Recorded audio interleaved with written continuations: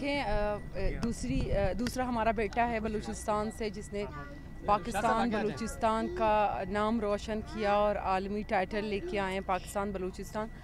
तो सिर्फ मैं ये कहना चाहूँगी कि ये वो बलूच बेटे हैं, this is the another side of Balochistan के टैलेंट है, बलूचिस्तान का नाम रोशन कर रहे हैं, पाकिस्तान का नाम रोशन कर रहे हैं। तो इन सारी चीज़ों से मैं ये पैगाम देना चाहती हूँ तमाम यूथ बलूचिस्तान को कि कंट्रीब्यूट करें अपने सूबे के लिए, अपने मुल्क के लिए।